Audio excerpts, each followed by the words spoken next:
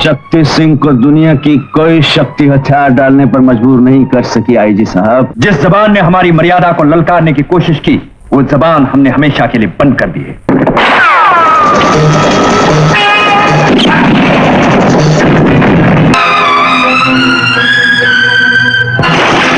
काश भगवान ने मुझे बेटी के बदले बेटा दिया होता।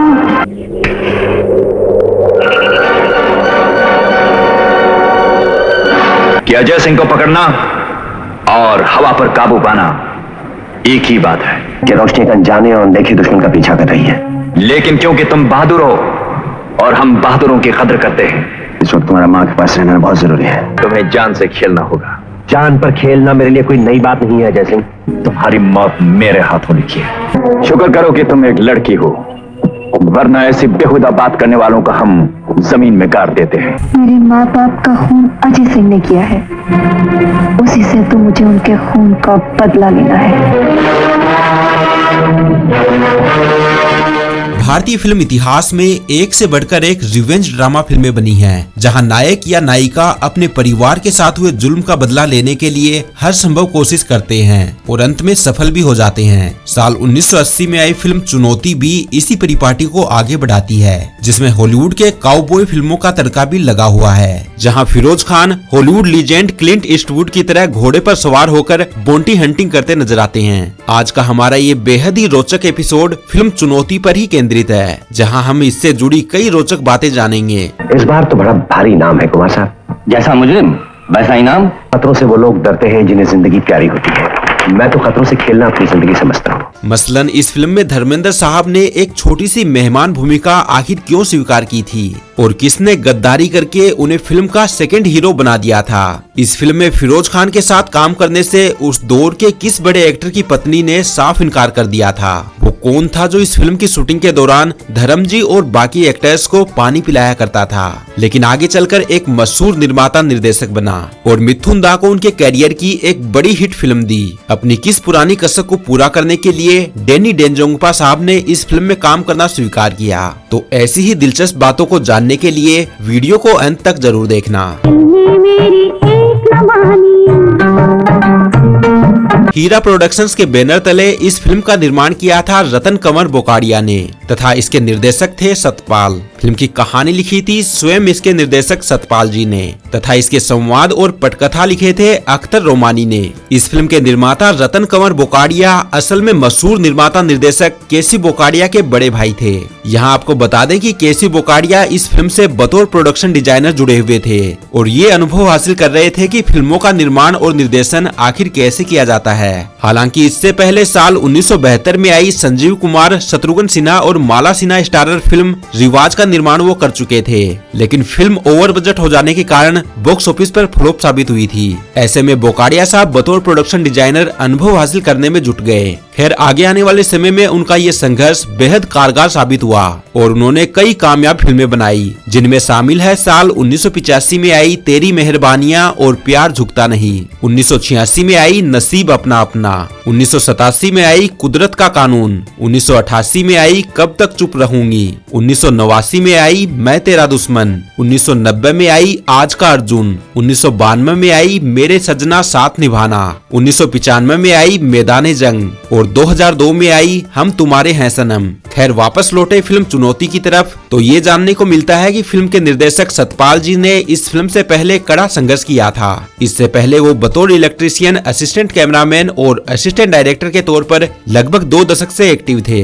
उन्होंने बतौर असिस्टेंट कैमरामैन साल 1988 में आई किशोर कुमार और नूतन स्टारर फिल्म दिल्ली का ठग से अपने कैरियर की शुरुआत की थी। ये वही फिल्म है जिसके गीत हम तो मोहब्बत करेगा और ये रात है ये मौसम नदी का किनारा आज भी बेहद लोकप्रिय हैं। आगे आने वाले समय में इन्होंने मशहूर निर्देशक बप्पी सोनी को असिस्ट करना शुरू कर दिया। इस सिलसिले की शुरुआत हुई साल 1965 में आई फिल्म जानवर से, जो साल 1968 में आई ब्रह्मचारी, 1969 में आई प्यार ही प्यार और एक श्रीमान एक श्रीमती, 1970 में आई तू हंसी मैं जवां और 1971 में आई जवान मोहब्बत तक जारी रहा। था। इसके बाद इन्होंने साल 1974 में आई संजीव कुमार और माला सिन्हा स्टारर फिल्म अर्चना से बतौर निर्देशक अपने कैरियर को आगे बढ़ाया। आगे आने वाले समय में राजेश खन्ना, मौसमी चटर्जी और रेखा को लेकर भोला भाला नामक फिल्म बनाई, जो साल 1978 में जाकर रिलीज हुई, लेकिन फिल्म को वो कामयाबी नहीं मिली जिसकी उन्हें उम्मीद थी। खैर, इसके बाद उन्होंने फिल्म चुनौती का निर्देशन शुरू किया, जिसके रिलीज होते होते कुल 6 साल लग गए। असल में इस फिल्म का निर्माण साल 1974 में शुरू हुआ था और ये फिल्म 14 मार्च 1980 को जाकर रिलीज हुई। तकरीबन 2 घंटे 16 मिनट लंबी इस फिल्म के मुख्य सहायक और मेहमान भूमिकाओं में नजर आए थे धर्मेंद्र, फिरोज खान, नीतू सिंह, डैनी डेंजोंगपा, पद्मा खन्ना, सत्येन कप्पू, पी जयराज, मुमताज बेगम, कमल कपूर, अंजना मुमताज, मोहन चोट्टी और यूसुफ खान। फिल्म चुनौती का गीत संगीत यूं तो औसत रहा, लेकिन इसके कुछ गाने आज भी लोग बड़े चाव से सुनते हैं, जिनके बोल लिखे थे वर्मा मलिक ने तथा धुनें बनाई थी लक्ष्मीकांत प्यारेलाल की जोड़ी ने। फिल्म में कुल 4 गाने रखे गए थे, जिनके बोल हैं महफिल में पैमाना जो लगा झूमने,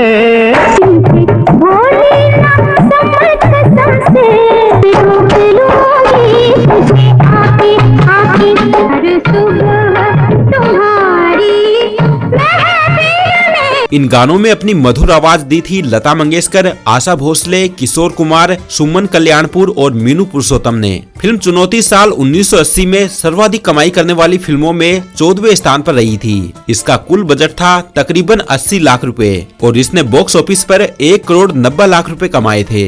इस लिहाज से फिल्म को सेमी हिट घोषित किया गया था। साल 1980 की 3 सबसे कमाऊ फिल्मों की बात करें तो पहले स्थान पर रही थी फिल्म कुर्बानी, जिसने 6 करोड़ की कमाई की और सुपरहिट साबित हुई थी। दूसरे स्थान पर रही फिल्म आशा, जिसने 5 करोड़ की कमाई की और ये ब्लॉकबस्टर साबित हुई। और तीसरे स्थान पर रही फिल्म राम बलराम, जिसने 4 करोड़ 75 लाख की कमाई की और सेमी हिट साबित हुई। फिल्म चुनौती सही मायनों में एक अंडररेटेड फिल्म है, जो अपने रिलीज के साल आई अन्य बड़ी फिल्मों के साये तले दब गई थी, अन्यथा इनकी कामयाबी और बड़ी हो सकती थी। फिल्म के लीड हीरो के तौर पर फिरोज खान का शानदार परफॉर्मेंस भला कोई कैसे भूल सकता है। इसमें जो उनका काउबॉय वाला अंदाज है, उसे देखकर एक बार तो ऐसा लगता है मानो हम जॉन वायने, क्लिंट ईस्टवुड, जेने आर्टरी और रॉय रोगर्स को स्क्रीन पर देख रहे हों। फिरोज खान के घुड़सवारी का अनुभव, काउबॉय जैकेट, पतलून और हेट पहनने का तरीका और गन चलाने का अंदाज उन्हें सही मायनों में एक हॉलीवुड लेवल का एक्टर बनाता है। और ये कहा जाए तो गलत नहीं होगा कि काउबॉय स्टाइल को इंडिया में फिरोज खान की वजह से ही पॉपुलैरिटी मिली थी, अन्यथा भारतीय दर्शकों को इस प्रकार की फिल्मों से रूबरू होने में तकरीबन 4-5 दशक लग जाते, क्योंकि 70s, 80s और 90s के दशक तक विदेशी फिल्मों का भारत में आगमन ना के बराबर हुआ था। वो तो बाद में जाकर जब तकनीक बदली और इंटरनेट का दौर आया तो पुरानी हॉलीवुड फिल्में हिंदी में डब होकर आने लगी। हालांकि ये भी एक सच है कि फिल्म चुनौती साल 1974 में जब बननी शुरू हुई थी, उस वक्त इसके निर्माताओं ने फिरोज खान को बतौर हीरो तो लिया, लेकिन उन्हें फिल्म की कामयाबी पर शक था और यही कारण रहा कि लोगों को आकर्षित करने के लिए उन्होंने इसमें धर्मेंद्र साहब का एक एक्सटेंडेड कैमियो भी रखा।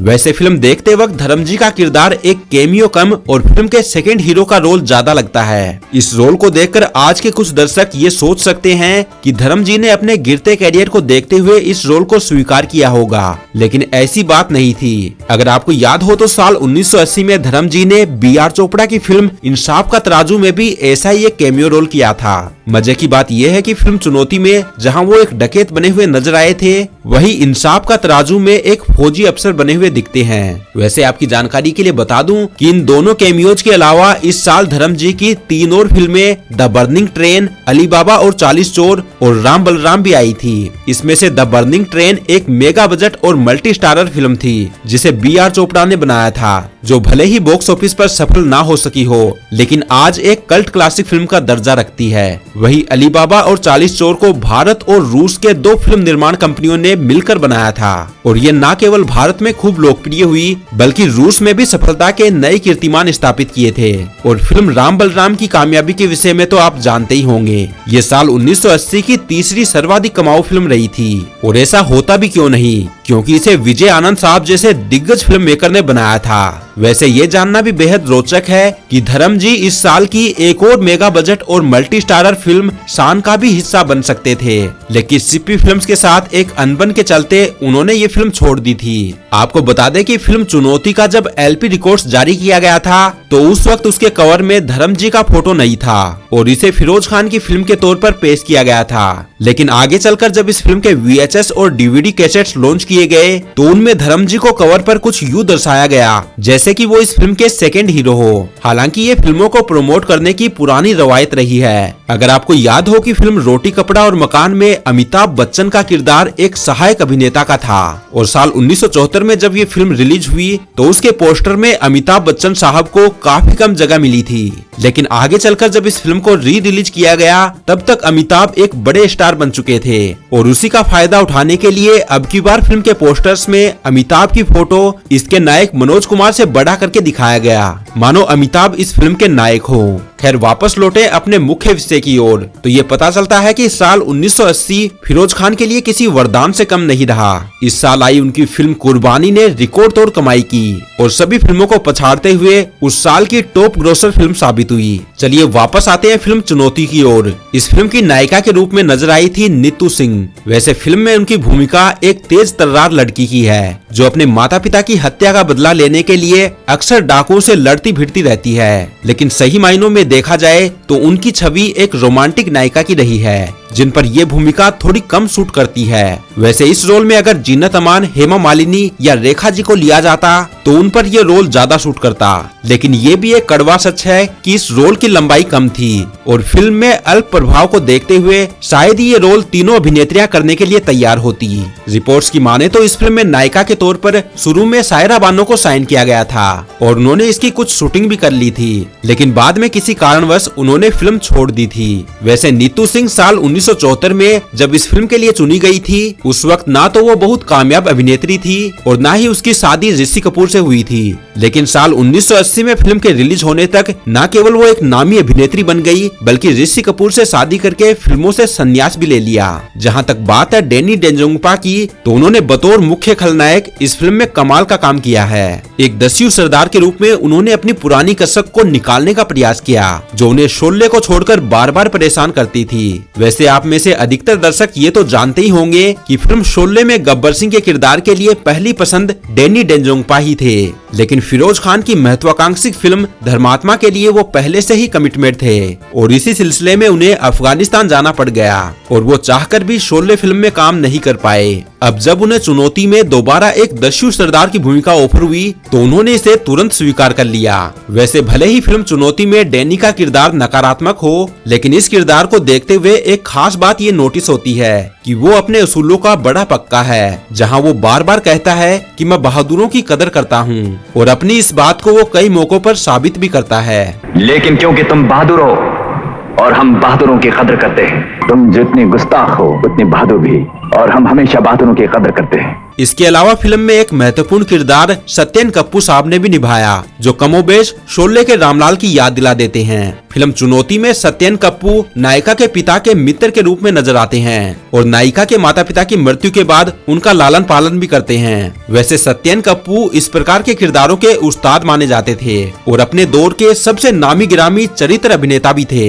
आपको बता दें कि साल 1974 में जब फिल्म चुनौती को बनाने की शुरुआत हुई थी उस समय इसका नाम शैतान और फरिश्ता रखा गया था जो आगे चलकर चुनौती में तब्दील कर दिया गया। वैसे आपके हिसाब से इस फिल्म का नाम कौन सा बेहतर होता, हमें कमेंट में जरूर बताइए। तो दोस्तों ये थी फिरोज खान और धर्मेंद्र की एक धमाकेदार रिवेंज ड्रामा फिल्म चुनौती के बनने की बहुत सारी रोचक बातें। उम्मीद है आपको ये वीडियो पसंद आया होगा, तो इस वीडियो को लाइक करके ज्यादा से ज्यादा शेयर करें।